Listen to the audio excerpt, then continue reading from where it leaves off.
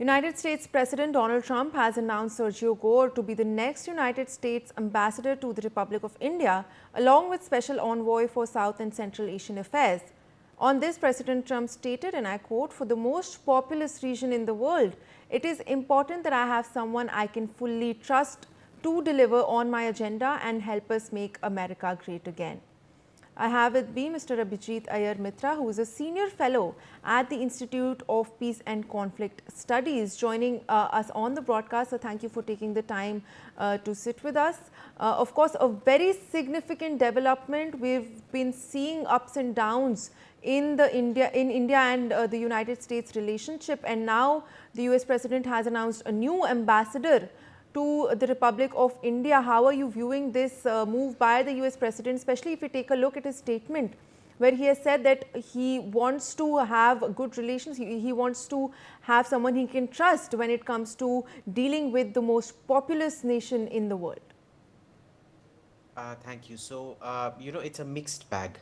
First, we need to understand that Sergio Gor is not a region expert.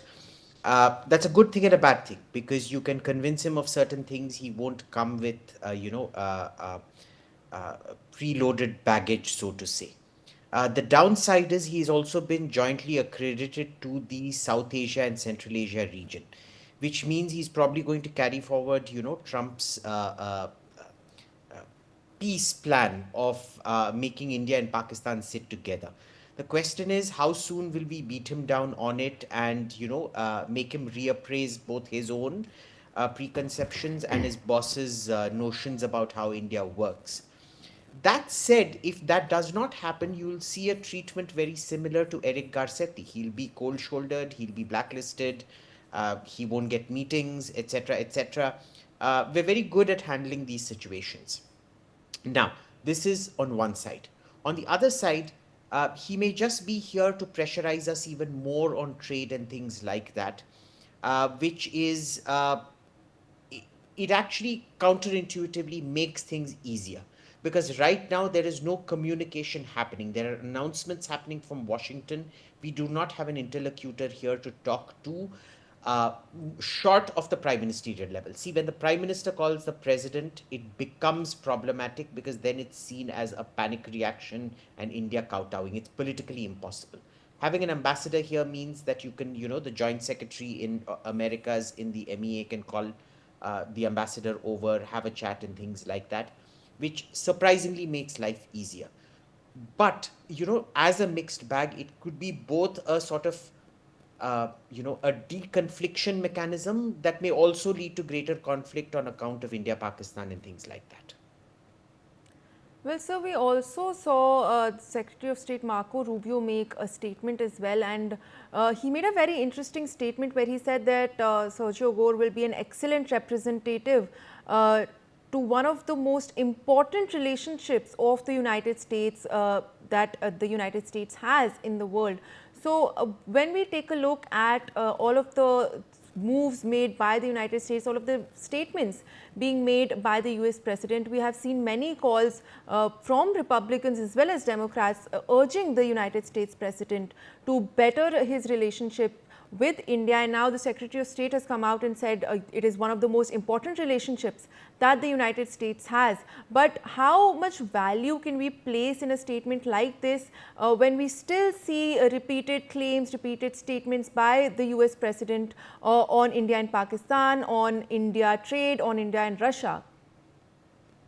It's not just Marco Rubio. JD Vance has also tweeted. Kristi Noem has also tweeted.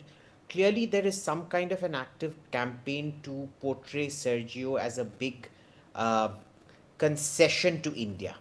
Right. So I think it is, I think I may be misreading, but I think it is a kind of a peace overture being sent to India. That look, we're appointing somebody who is so close to the president, you now have a direct line to the president. Remember, Sergio Gore was the one who got Elon Musk out of office. So you're talking about a level of proximity to Trump that is even closer and older, much older, in fact, than Elon Musk. This gives you both opportunities and risks. The question is, how are you going to utilize it? Are you going to utilize it? Are you not going to utilize it? Uh, Also, we need to remember that Sergio Gor is a MAGA hardliner. Will he be here to listen to us? Or will he only be here to be talking down to us? We don't know yet. If you go by his operational style with Elon Musk, it was very much a case of playing Shakuni Mama and getting people to fight. That's Elon Musk's version of events. We don't know. We don't have a full character assessment of him yet. Let him come here. We'll see more of him. We'll see his statements. I think the first 1 month will be very crucial in seeing to it how far he goes. I'm just praying in that first 1 to 3 months he doesn't say something absolutely, stupid on Kashmir, India, Pakistan, or something like that. We also need to be worried. Why has he been co accredited to South Asia? Because South Asia is, it's a very unfortunate hyphenation between India and Pakistan. So we need to see how much time he dedicates to the India beat and how much time he dedicates to the South Asia beat and how he balances everything.